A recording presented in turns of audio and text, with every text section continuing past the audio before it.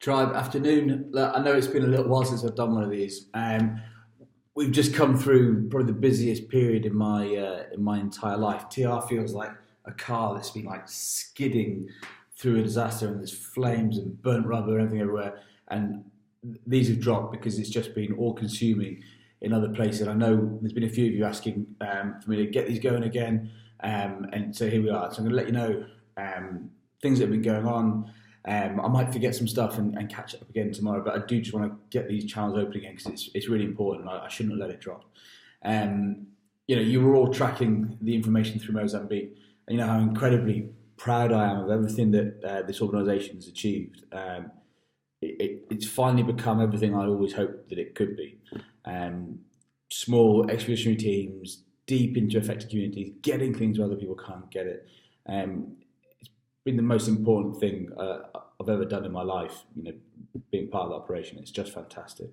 But I talked about that quite a lot. And what I didn't mention at the time is we also had a team up doing the DIY SOS. In fact, we had 2 DIY SOSs, which is just such amazing work back here as well.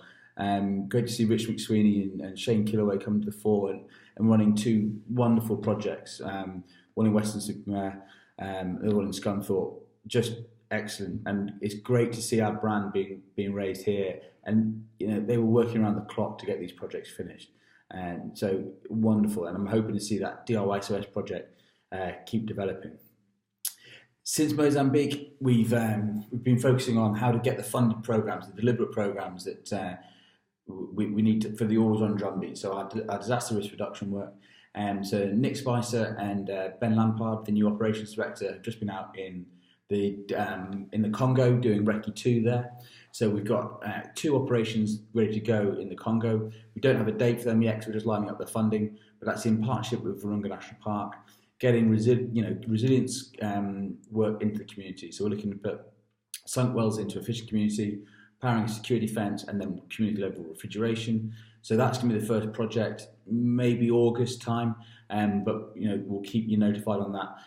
Probably quite a small team. Congo is a difficult operating environment, and the requirements for that team will be very clear, and everyone's expectations will be managed of what's expected. But some coming there, and of course Mozambique. There's going to be a long program of recovery in that affected areas around Beira.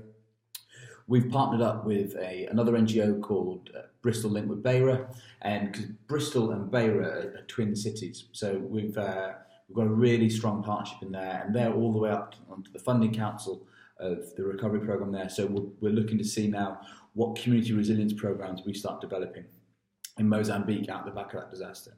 We still keep a fingerhold in the Caribbean. I'm not looking at sending big teams out there at the moment, but we are just generating gentle bits of work, doing renewable energy things out there, but nothing massive for the grey ship base at the moment. But we do keep our presence in the Caribbean ready for any further disasters that might come. And the last one is next level of priority down is a capacity building workshop in Indonesia. Again, just trying to keep our access in the event of another disaster.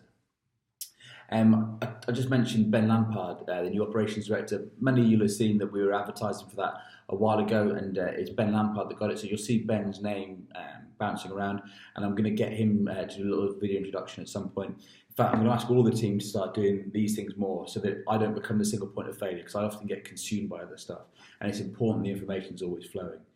Another name that some of you may know or may not is Bethan Canterbury, who started as the Chief of Staff a month or 2 ago, again from the grey shirt base, and she's been fantastic coming in and alleviating some of the pressure from me, so I can keep looking forward, and Bethan can really help me run the operations in here.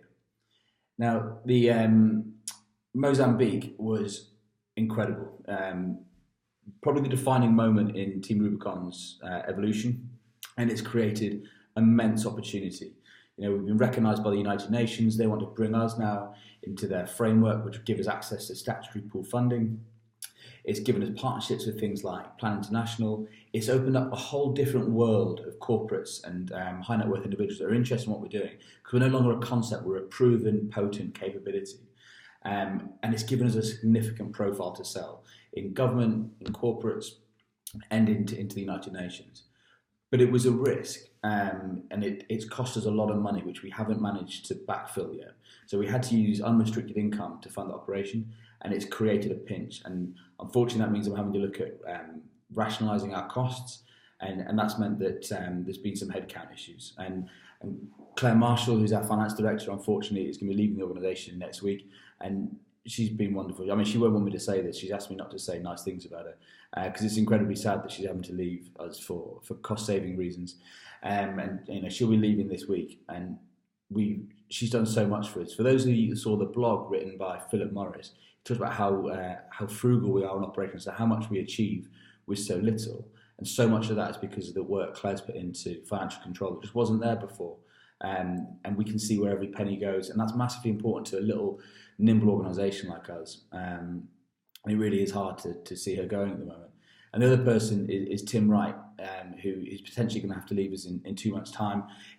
But we're working very hard to try and make sure he doesn't. But he's going to reach out to some of you in the Grey Shirt base to see if you can help him network. He's staying on the log. He's going to carry on in here till the last minute, pulling and pulling to see if we can turn that funding gap around.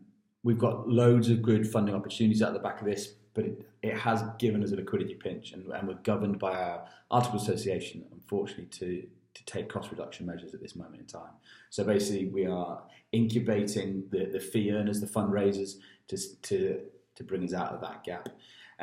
This week, you'll see a lot of stuff going on from Zoe and Chris around community fundraising. In the States, they run a July resupply. So every July, the whole Grey Shirt base gets around the July resupply to top up their response coffers.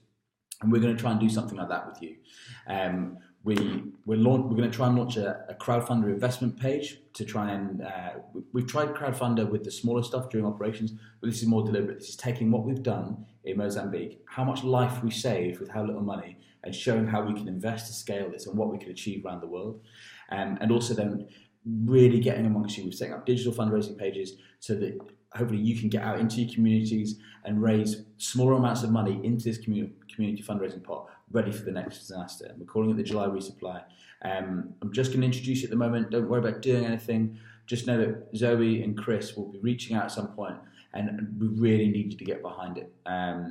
We are at an absolute fundamental point in our organisation's growth where we can really go for greatness now.